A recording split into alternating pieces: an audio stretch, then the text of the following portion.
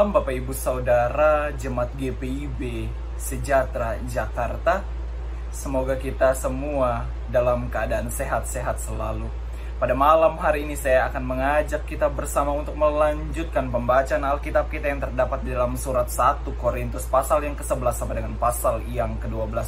Sebelum kita membaca dan mendengarkan pembacaan ini, mari kita berdoa.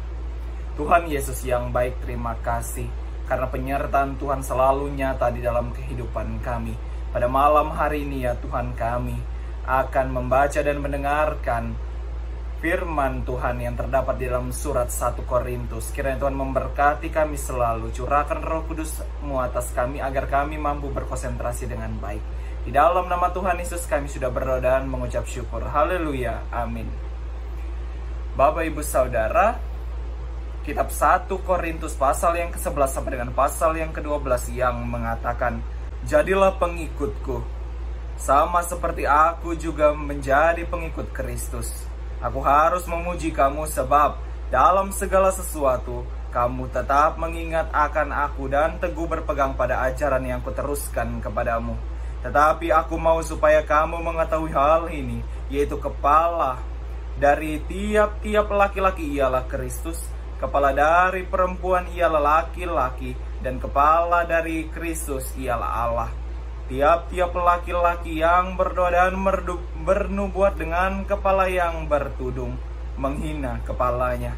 Tetapi tiap-tiap perempuan yang berdoa atau bernubuat dengan kepala yang tidak bertudung menghina kepalanya. Sebab ia sama dengan perempuan yang dicukur rambutnya. Sebab jika perempuan tidak mau menudungi kepalanya, maka haruslah ia juga menggunting rambutnya. Tetapi jika bagi perempuan adalah penghinaan bahwa rambutnya digunting atau dicukur, maka haruslah ia menudungi kepalanya. Sebab laki-laki tidak perlu menudungi kepalanya, ia menyinarkan gambaran dari kemuliaan Allah.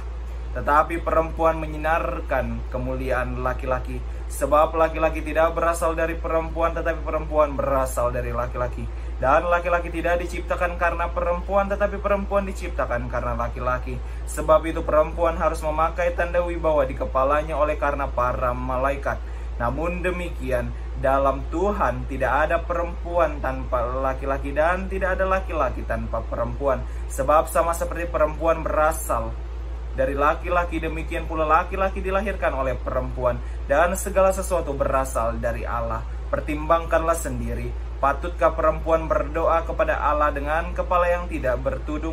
Bukankah alam sendiri menyatakan kepadamu bahwa adalah kehinaan bagi laki-laki jika ia berambut panjang, tetapi bahwa adalah kehormatan bagi perempuan jika ia berambut panjang? Sebab rambut diberikan kepada perempuan untuk menjadi penudung. Tetapi jika ada yang mau membantah, kami maupun jemaat-jemaat Allah tidak mempunyai kebiasaan yang demikian. Dalam peraturan-peraturan yang berikut, aku tidak dapat memuji kamu, sebab pertemuan-pertemuanmu tidak mendatangkan kebaikan, tetapi mendatangkan keburukan. Sebab pertama-tama aku mendengar bahwa apabila kamu berkumpul sebagai jemaat, ada perpecahan di antara kamu, dan hal itu sedikit banyak aku percaya. Sebab di antara kamu harus ada perpecahan supaya nyata nanti siapakah di antara kamu yang tahan uji. Apabila kamu berkumpul, kamu bukanlah berkumpul untuk makan perjamuan Tuhan. Sebab pada perjamuan itu tiap-tiap orang memakan dahulu makanannya sendiri, sehingga yang seorang lapar dan yang lain mabuk. Apakah kamu tidak mempunyai rumah sendiri untuk makan dan minum? Atau maukah kamu menghinakan jemaat Allah dan memalukan orang-orang yang tidak mempunyai apa-apa? Apakah yang kukatakan kepada kamu memuji kamu? Dalam hal ini aku tidak memuji, sebab apa yang telah kuteruskan kepadamu telah aku terima dari Tuhan, yaitu bahwa Tuhan Yesus pada malam itu ia diserahkan mengambil roti, dan sesudah itu ia mengucap syukur atasnya. Ia memecah-mecahkan dan berkata, "Inilah tubuhku yang diserahkan bagi kamu. Perbuatlah ini menjadi peringatan akan aku." Demikian juga ia mengambil cawan sesudah makan lalu berkata, "Cawan ini adalah perjanjian baru yang dimateraikan oleh darahku. Perbuatlah ini setiap kali kamu meminumnya menjadi peringatan akan aku. Sebab setiap kali kamu makan roti ini dan minum cawan ini, kamu memberitakan kematian Tuhan sampai ia datang. Jadi barang siapa dengan cara yang tidak layak makan roti dan minum cawan Tuhan, ia berdosa terhadap tubuh dan darah Tuhan. Karena itu hendaklah tiap-tiap orang memuji dirinya sendiri, dan baru sesudah itu ia makan roti. Karena itu hendaklah tiap-tiap orang menguji dirinya sendiri, dan baru sesudah itu ia makan roti dan minum dari cawan itu. Karena barang siapa makan dan minum tanpa mengakui tubuh Tuhan, ia mendatangkan hukuman atas dirinya. Sebab itu banyak di antara kamu yang lemah dan sakit, dan tidak sedikit yang meninggal. Kalau ketika menguji diri kita sendiri, hukuman tidak menimpa kita. Tetapi kalau kita menerima hukuman dari Tuhan, kita dididik supaya kita tidak akan dihukum bersama-sama dengan dunia. Karena itu saudara-saudara, jika kamu berkumpul untuk makan, nantikanlah olehmu seorang akan yang lain. Kalau ada orang yang lapar, baiklah ia makan dahulu di rumahnya, supaya jangan kamu berkumpul untuk dihukum. Hal-hal yang lain akan kuatur kalau aku datang. Pasal yang ke-12. Sekarang tentang karunia-karunia roh. Aku mau saudara-saudara supaya kamu mengetahui kebenarannya. Kamu tahu bahwa pada waktu kamu masih belum mengenal Allah, kamu tanpa berpikir ditarik kepada berhala-hala yang bisu. Karena itu aku mau meyakinkan kamu bahwa tidak ada seorang pun yang berkata-kata oleh roh Allah dapat berkata terkutuklah Yesus. Dan tidak ada seorang pun yang dapat mengaku Yesus adalah Tuhan selain oleh Roh Kudus. Ada rupa-rupa karunia, tetapi satu roh. Dan ada rupa-rupa pelayanan, tetapi satu Tuhan. Dan ada berbagai-bagai perbuatan ajaib, tetapi Allah adalah satu yang mengerjakan semuanya dalam semua orang.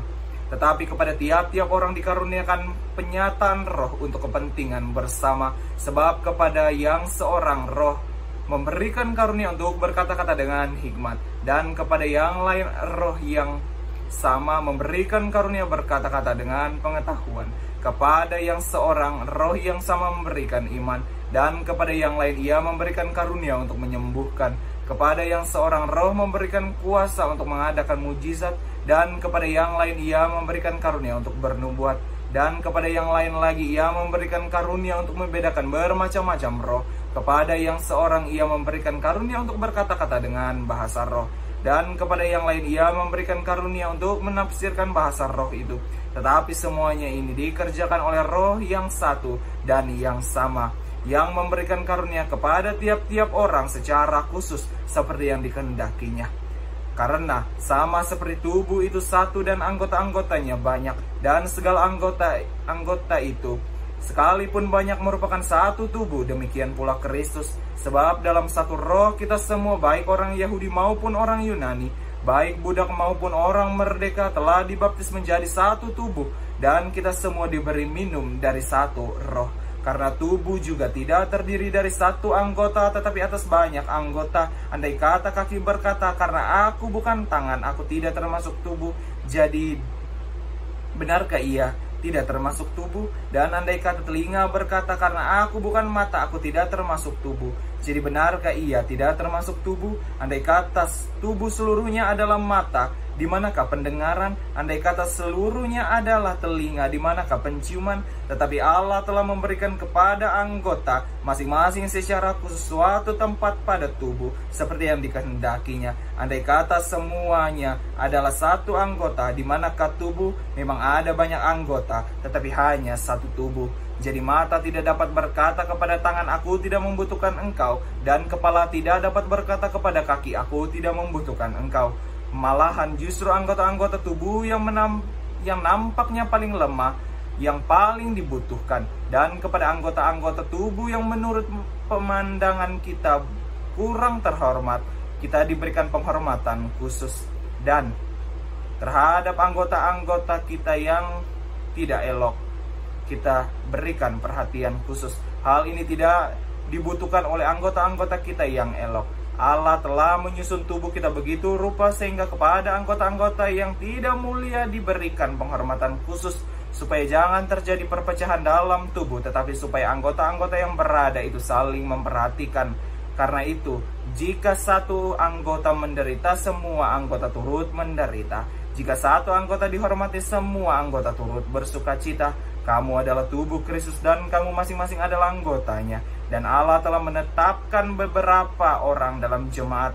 Pertama sebagai rasul, kedua sebagai nabi, ketiga sebagai pengajar. Selanjutnya mereka mendapat karunia untuk mengadakan mujizat, untuk menyembuhkan, untuk melayani, untuk memimpin, dan untuk berkata-kata dalam bahasa roh. Adakah mereka semua rasul atau nabi atau pengajar? Adakah mereka semua mendapat karunia untuk mengadakan mujizat, atau untuk menyembuhkan, atau untuk berkata-kata dalam bahasa roh, atau untuk menafsirkan bahasa roh? Jadi berusaha untuk memperoleh karunia-karunia yang paling utama, dan aku menunjukkan kepadamu jalan yang lebih utama lagi. Demikianlah firman Tuhan. Bapak, Ibu, Saudara, mari kita berdoa. Tuhan Yesus yang baik, terima kasih karena kami boleh membaca dan mendengarkan firman Tuhan pada malam hari ini. Tuhan, berkati kami agar kami dapat merefleksikan di dalam setiap kehidupan kami. Dan malam sudah menjadi bagian kami, tiba saatnya kami akan tertidur. Kiranya Tuhan memberkati dalam tidur malam kami. Tuhan jaga dan lingkupi kami. Biarlah kami dapat tertidur dengan nyenyak dan besok pagi bisa bangun dan keadaan selamat. Di dalam nama Tuhan Yesus kami berdoa dan mengucap syukur. Haleluya. Amin. Selamat malam Bapak Ibu Saudara, selamat beristirahat. Tuhan Yesus memberkati.